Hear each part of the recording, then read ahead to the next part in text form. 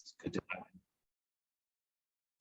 to have my two daughters here with me, and their friend and the little guy that my daughter is babysitting. She gave me quite a scare last night when she texted me and said, I might have a baby with me that I'm babysitting, but what came across on the preview was just, I might have a baby soon. And so it was a scary moment, but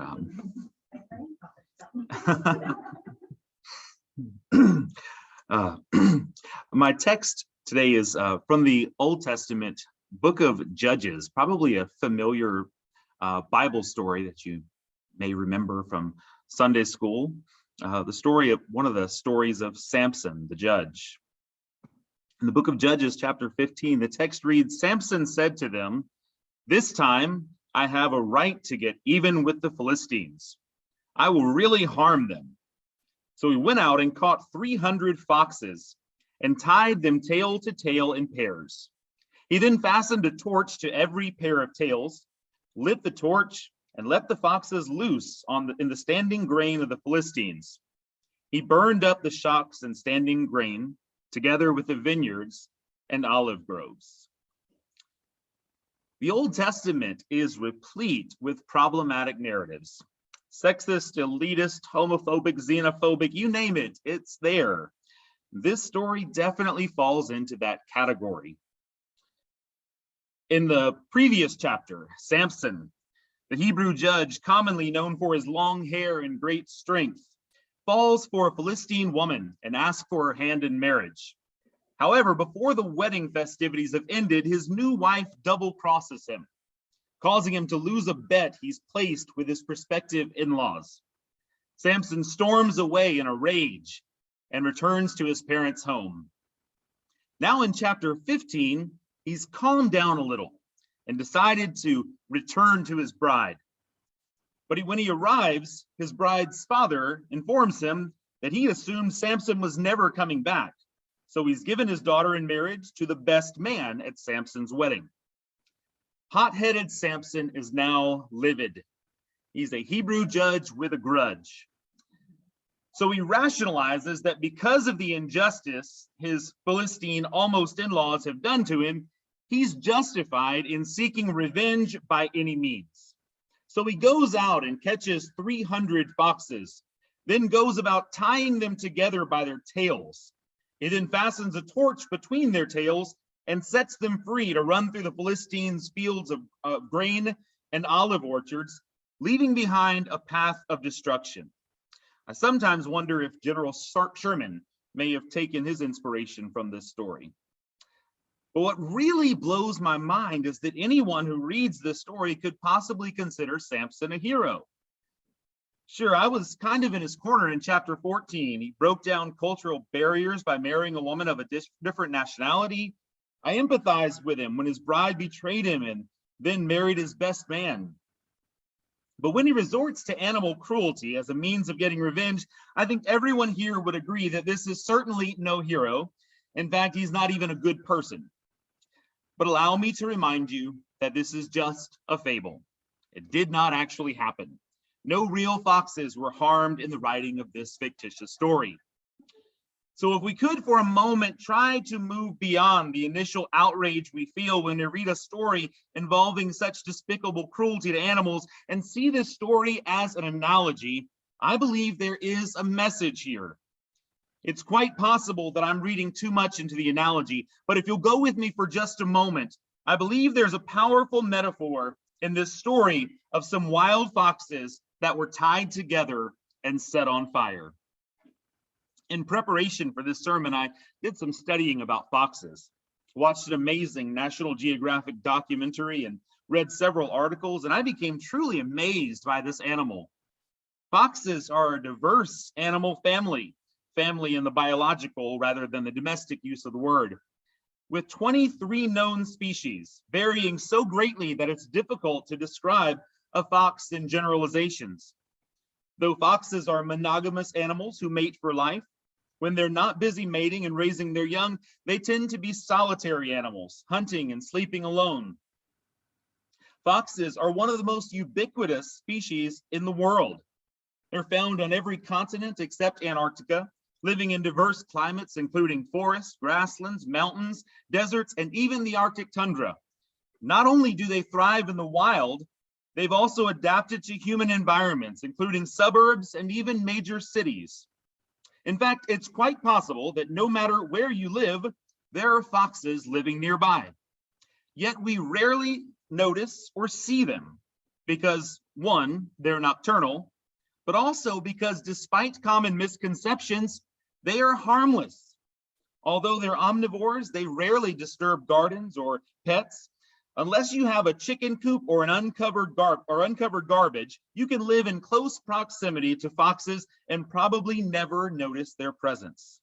That is, unless a jilted ancient Hebrew judge with a bone to pick, a twisted imagination, who is also a bit of a pyromaniac, happens to start tying those foxes together and setting them on fire, in which case those foxes can be quite destructive. Now, if you're asking yourself how any of this applies to us, or if you're wondering if I'm actually comparing us to a species of cat-like canines, yes, I am. Diverse, independent, often misunderstood. If an animal were needed to serve as a mascot for Unitarian Universalist, I would nominate the fox.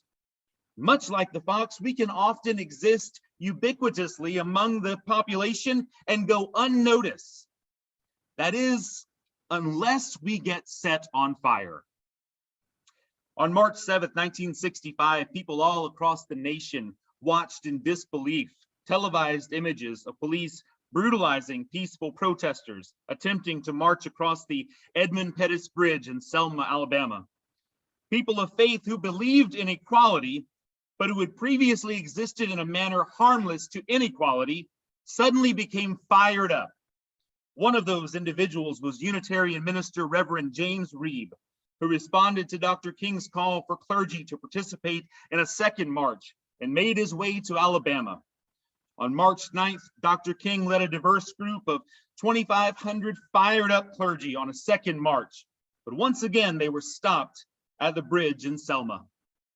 That evening, Reverend Reeb and two other UU ministers left a restaurant where they were spotted by locals who recognized them as outsiders and attacked them with clubs. Reverend Reeb did not survive the attack.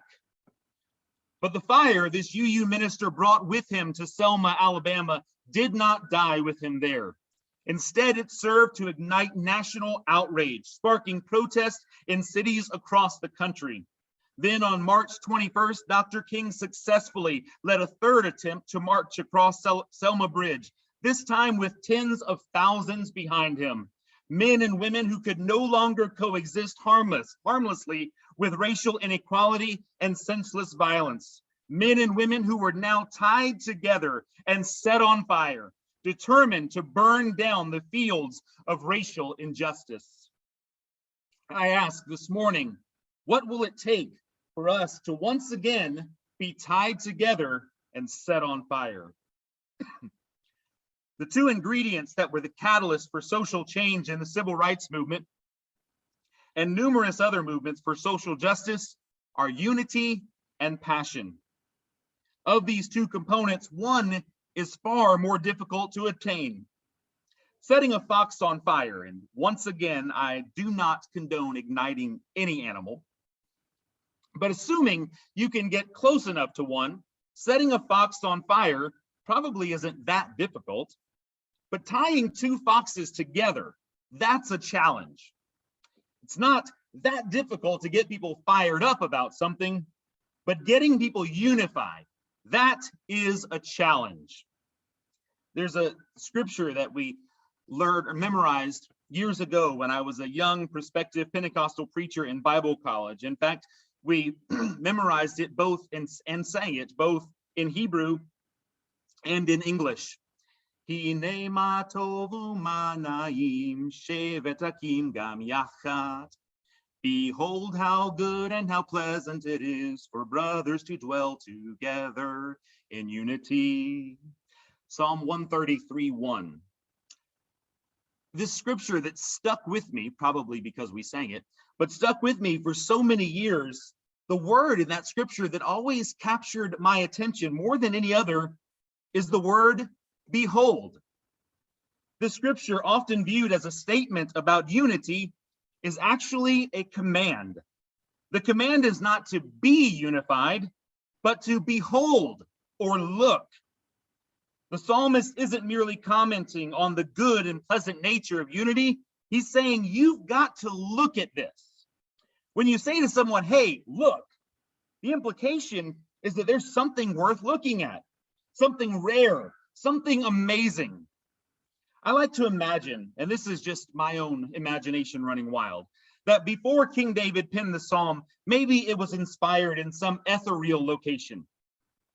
I imagine as some heavenly being is spying down upon the earth, he notices something he's never seen before. In amazement, he calls out to his other angelic buddies, hey, Michael, Gabriel, you've got to get a look at this. They rush over. Michael puts her eye to the heavenly earthoscope. She then looks to the other two in amazement. Is that what I think it is? Humans dwelling together in unity? Gabriel takes a look and gasps, whoa.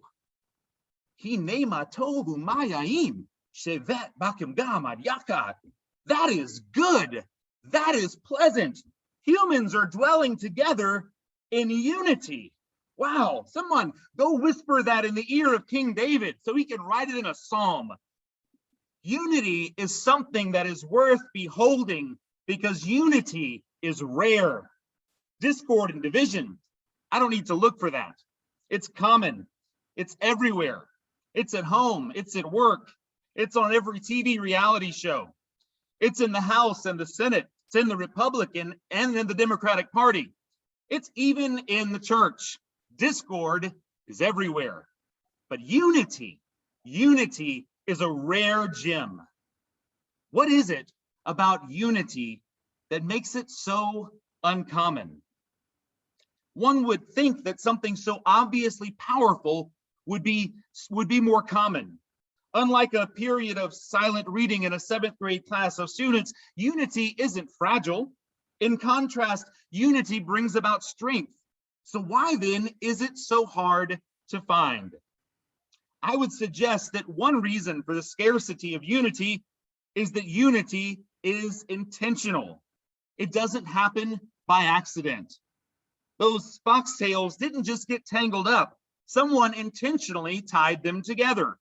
Likewise, unity is not the result of happenstance. Unity occurs when we decide to come together for a common purpose. When we realize that my fire may be burning strong, but if I bind myself together with those of similar passion, together our flames become an unstoppable inferno, the likes of which Dante himself could not imagine.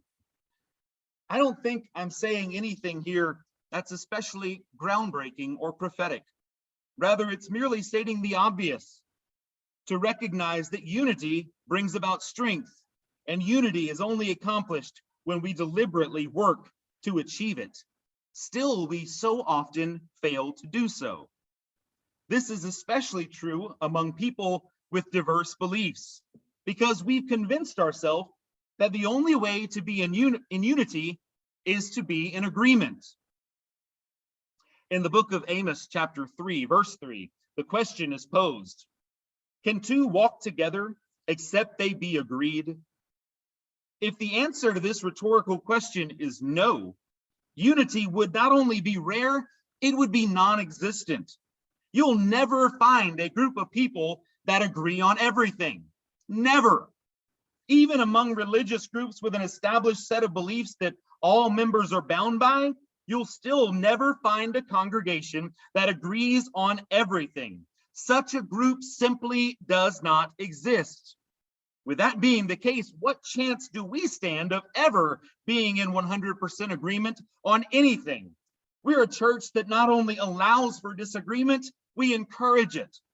We're a church that's unique, not only in our backgrounds, but also in our beliefs. A church where Christians, Buddhists, humanists, agnostics, and even atheists come together on Sunday morning. Is the prophet Amos saying that there's no possibility of unity within the Unitarian Church? I don't think he is. Only recently did I re-examine this verse, not as the statement that it is not, but instead as the question that it is.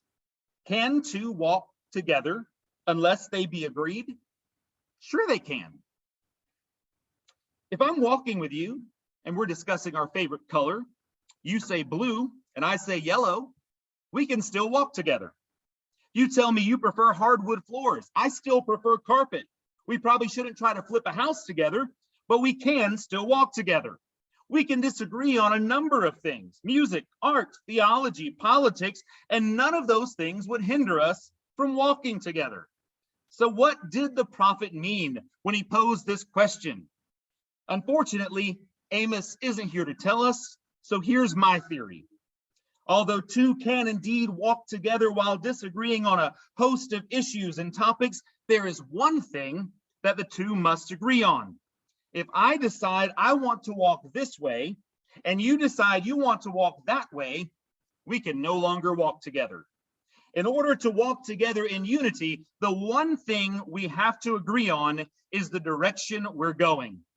If we can agree on the direction we want to take as a congregation, none of the other petty disagreements matter, and we can walk together in unity. Years ago, when I lived in Charleston, during the Iraq War, I joined a group called Charleston Peace. We had just worked together to organize transportation to Washington, D.C. to attend an anti-war rally. I rented a bus and coordinated travel for College of Charleston students. Others transported other segments of the population. There were some minor disagreements that surfaced during the process, but we managed to organize travel to and from the protest with pretty good success. But after we returned, an article was published in the local newspaper. And instead of highlighting the success we had transporting a large group of Charleston residents to DC, it was about the divisions in the peace movement in Charleston. At our next meeting, a member confessed that it was he who exposed our discord to the press. And then we went back and forth about his betrayal of our confidence, and then how we could present ourselves to the press as a less divided body. Finally, after some time, an elder gentleman in the group stood to speak.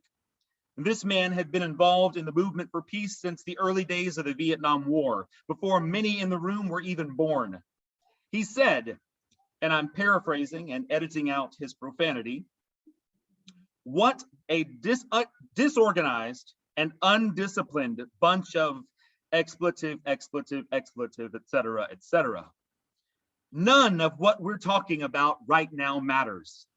What is the mission of this organization? It is peace. That is all we should be focused on tonight." What is the mission? What is the vision of this congregation?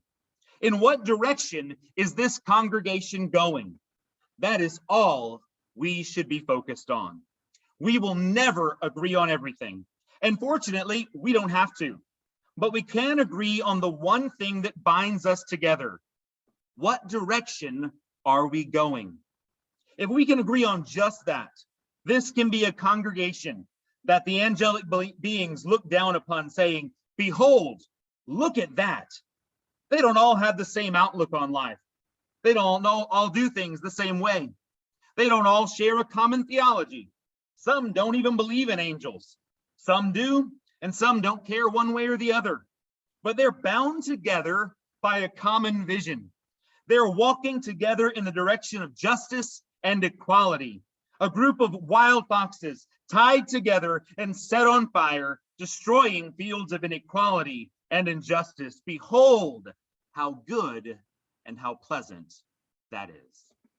Thank you.